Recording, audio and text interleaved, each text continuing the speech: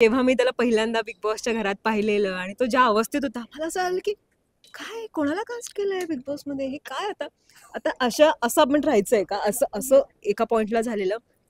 मला तर काय वाटायचं माहिती का, बिग बॉस माझी न तिची का लावायची तीच करत नव्हती. कारण कसं आहे, मला लय भ्या वाटायची तिला लागन माझ्याकडून. एकदा तर लागलं बुक टिंगून आला. सूरजचा संघर्ष मी पाहिलेला आहे आणि आज बिग बॉसच्या घरातून आज मोठा विरोध पडद्यावर येतोय, तर खरंच खूप छान. या भावना शब्दात व्यक्त करू शकत नाही. जेव्हा त्याचा ट्रेलर पाहिला तेव्हा डोळ्यात पाणी आलं. म्हणलं काय लग्नाचं काय आहे की नाही. मला वाटतं तू बघ ना मुलगी माझ्यासाठी. म्हणलं माझ्यासारखी चालेल का. नाही पण सूरजसाठी आम्ही स्थळ शोधतोय, सगळ्यांना सांगते. तुमच्याही संपर्कात असेल तर सांगा, जेणेकरून आम्हाला लवकर हळद लावता येईल. हो माझंच केलं पाहिजे, एकामेकाला हळद लावली पाहिजे, मिटवलं पाहिजे. इथं बिग बॉस ते न संपणारं युद्ध आहे.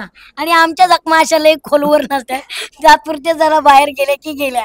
आमच्या जखमा अशा खोलवर नाहीत. हे त्याचं मत आहे. तुझं मत काय? हे त्याचं मत आहे. माझं मत जाऊ दे, त्याला सांगेन नंतर मी काय. मी पडेल का तुझ्या जखमांना जरा. आधीने काम नाही होणार माझं. मिरची लागेल का जरा. होय हो. नमस्कार मंडळी, मी नेहा प्रभू तुम्हाला आवाज आहे तुझा. हॅलो हॅलो एवढीचा. नमस्कार मंडळी, मी नेहा प्रभू तुम्हाला सगळ्यांचं मनापासून स्वागत करते. मीडिया टॉक मराठीवर झापू झुपू मधलं नवीन गाणं आलंय वाजीव दादा आणि खऱ्या अर्थाने वाजतंय सगळंच. कसे आहात मंडळी? खूप भारी, खूप धमाल. मला खूप भारी वाटतं. तुम्हाला मला नॉस्टॅल्जिया झालाय. बरं आता मी पाहते हे जे चित्र आहे की दोघांना सांभाळून हा घेतोय सूरज, हे आम्हाला तिथे तेवढं नव्हतं दिसलं जेवढं इथे दिसतंय. किती दमछाक चालली आहे तुझ्या दोघांना सांभाळण्यात. आता तू मोठा दादा झालायस.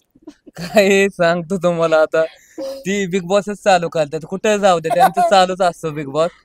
आता ती मला माहित नव्हतं की मी जेवत होतो आणि त्यांनी डायरेक्ट मला धक्का दिला, डायरेक्ट झप्पा दिला, की माहित नव्हतं की यांनी कॉल बी केला नव्हता की येणार नाही असं तसं. मग मी इतका आनंद झालो, लय खुश झालो की गाणं सिटिंग चालू होती, तिथंच गाणं लावलं. मग आम्ही एक नंबर नाचलो.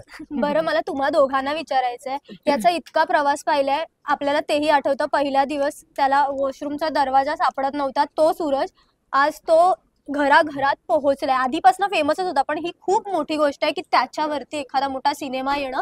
आणि बिचारा खूप साध्या छोट्या छोट्या गोष्टी समजाव्या लागायच्या त्याला. तर किती भारी वाटतंय आपल्यातलाच एक इतका मोठ्या लेवलवर पोहोचलाय. खरं तर खूप जास्त आनंद, म्हणजे ते मला आता एक्सप्रेस करता येत नाहीये. मी जेव्हा त्याचा ट्रेलर बघितला माझ्या डोळ्यात अक्षरशः पाणी आलं की हा तोच सूरज आहे ना, की जेव्हा मी त्याला पहिल्यांदा बिग बॉसच्या घरात पाहिलेलं आणि तो ज्या अवस्थेत होता, मला असं आलं की काय कोणाला कास्ट केलंय बिग बॉस मध्ये, हे काय आता आता असं आपण राहायचंय का, असं असं एका पॉइंटला झालेलं.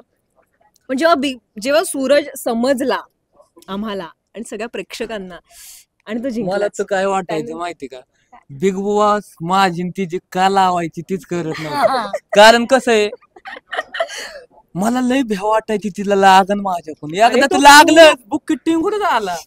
म्हणजे तिने काय केलं, लोकलच्या खेळत होते आणि ती तसला असतं लोकांना काय, ती खांब होता तिथं टॉक होतो, त्याला धडकली जाऊन, मग टिंगूनच आला ते इथे.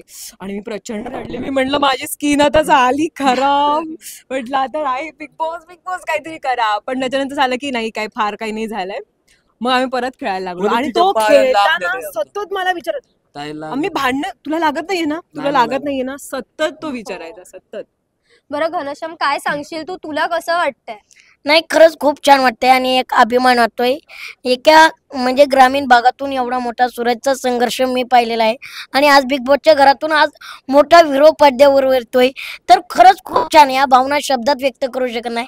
जेव्हा त्याचा ट्रेलर पाहिला तेव्हा डोळ्यात पाणी आलं आणि खूप छान सिनेमा आहे, सगळ्यांनी पाहावं ही विनंती करतोय.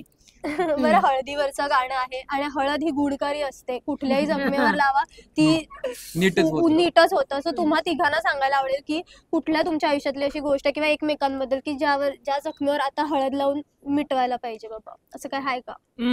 हो माझंच केलं पाहिजे, एकामेकाला हळद लावली पाहिजे, मिटवलं पाहिजे. इथं बिग बॉस ते न संपणारं युद्ध आहे. आणि आमच्या जखमा अशा लई खोलवर नसत्या. जातपुरते जरा बाहेर गेले की गेल्या. आमच्या जखमा अशा खोलवर नाहीत. बरं त्याचं मत आहे. तुझं मत काय? त्याचं मत आहे. ते माझं मत जाऊ दे, त्याला सांगेन नंतर मी काय. अरे तर मी पडेल का तुझ्या जखमांना जरा? हळदीने काम नाही होणार माझं. मग मिरची लागेल का जरा? होय हो.